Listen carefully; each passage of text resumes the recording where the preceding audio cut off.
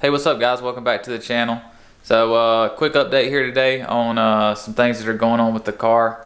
I've decided to make some pretty significant changes to the car after our last outing down at Jake's Dragway. We had a situation down there where I couldn't get my car to go down the track no matter what I tried, besides just completely killing the power. And we had turned the power down a pretty good bit, so and I noticed that Derek was able to go down the track on his first pass, and he actually won a 5.0 on that track, which blew my mind. And there's a couple of things going on there to make stuff like that happen, but it kind of made me decide. I kind of realized that I needed to move some weight around in the car to make it work better for the kind of tracks we race on. We don't normally get really tight radial prep tracks. It's more of your bracket race prep, even almost like no prep. Do some stuff that is almost basically no prep, according to what your definition of that is. So I want to make the car work better on no prep kind of stuff, like street racing type stuff, like the races at the other end of the track, like Beyond 660 or like the big dig or die race. No street racing because my job won't allow me to do that. If I got caught street racing, I would be done. So, but we can do like the other end of the track stuff and no prep stuff, which I want to get more into. And we also want to get Derek's car. His car was originally kind of built with that in mind, so we're both going to try and go towards that next year. So you guys can see behind me, I got the intercooler and stuff pulled off the car. So we'll go ahead and show y'all what's going on with all the upgrades and stuff that I'm doing right now. Yeah, the car is in a million pieces right now, and you guys see I've got two different intercoolers sitting up here. So obviously the plan right now is to swap from this old air-to-air intercooler, which has been great, by the way. Works amazing. It's a Garrett core. It's like the biggest single Garrett core that you can buy. Like rated to 1,300 horsepower, which is probably a little underrated. I built this thing last year. I actually had someone else do the welding. Rusty did the welding on it for me, but it's got, you know, the 3.5 inch in and out. And the highest intake air temps I see is like 125, 130 in the quarter mile on like a hot summer day. And, you know, 30 plus pounds of boost. So it works great. And then I've got this new Frozen Boost Type 12 air-to-water intercooler. Derek has one of these on his car, and I think he said the highest intake air temps he sees putting ice in his water tank and circulating that through it. He normally doesn't see anything higher than like 100 degrees in the middle of the summer at the end of an 8th mile run. So I'm not really too concerned about the intake air temps though. The main reason that I'm doing this is, like I said earlier, I want to move some weight around on the car. And I've weighed this stuff already. This air-to-air intercooler is 41 pounds, and this Type 12 Frozen Boost air-to-water intercooler is 32 pounds. That's without water in it, so I'd assume it probably holds a gallon of water, so you can add, I think it's like 8 pounds more to that. So these kind of cancel out as far as weight goes. Obviously, you have about another 50 pounds of equipment between the ice tank and water, but that's not an issue because the way I'm going to mount this. So what's going to happen is that comes off the nose, right? It used to sit right here.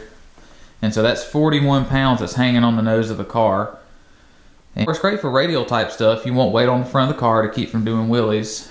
But when you get on a less than ideal surface, you want more rear weight bias on the car. The kind of the rule of thumb that I've been able to find out is about 50-50 weight bias is pretty ideal for no prep and street stuff. And then, you know, sometimes you get even crazier than that on the rear weight. It's according to what you're trying to do, what kind of surface you're trying to race on. I've already started the fabrication on this. You guys know I got the Vulcan TIG welder over there, and I've got good enough to put pieces of pipe together.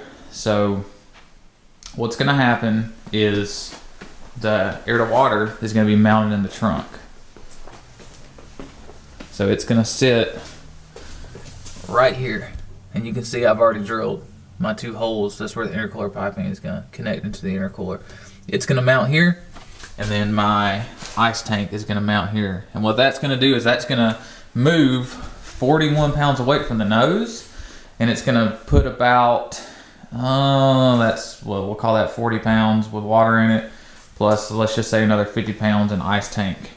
So you're looking at 41 pounds off the front and then 90 pounds on the rear. I never did weigh the car and scale it out to see what the weight bias was, but if I had to guess, it was over 55% on the nose. So hopefully with that weight move and maybe a little bit more ballast in the back, the car will be close to 50-50, and it's gonna work a lot better on no prep stuff.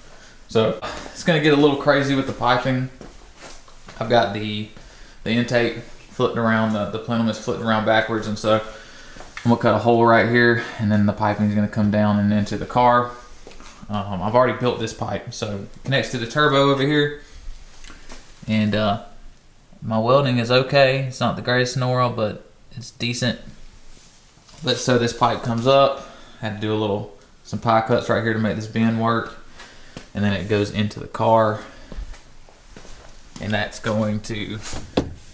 nothing. That's not final. That's just me messing around, but it's gonna come in right there, and it's gonna connect. Piping's gonna go back and go into the trunk, and then the piping is going to come back up here, and it'll curve back up and go up to the throttle body up there.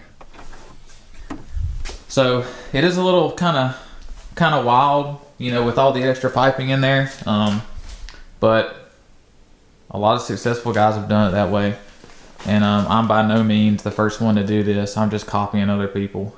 That's kind of how drag racing is. It's kind of monkey see, monkey do at times, and you see what other successful people do, and as cheesy as it sounds, you kind of copy them.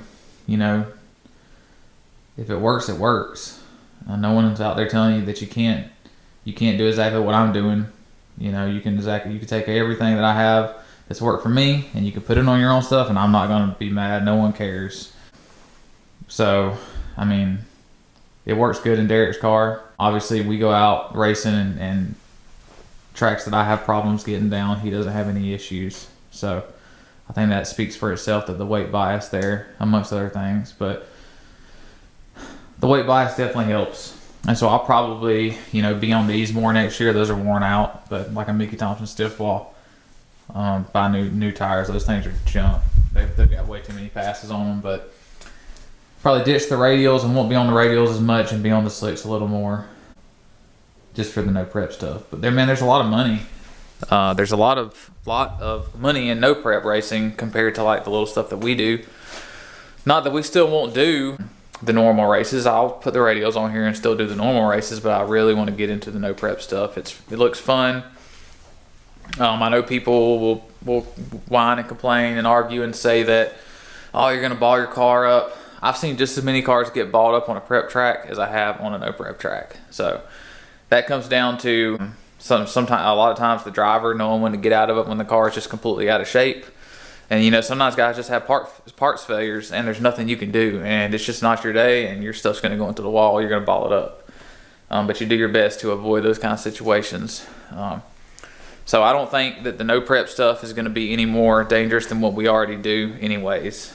So it is what it is. You guys tell me if you want to see some of this fabrication work going on. I know I don't really get a lot of hits on videos from guys that, or whenever I do the fabrication stuff. So if you guys have some advice, or if you want to see it, then I'll do it. If not, then I'll just keep giving you updates on how it turns out. But I mean, I've got a lot of work to do. And also, guys, this thing is already sold, so already spoken for, just so you guys know. So just let me know what you think. That's gonna be it for this one, guys. Hope y'all enjoyed it. Hopefully we make some progress on this and get it done pretty quickly.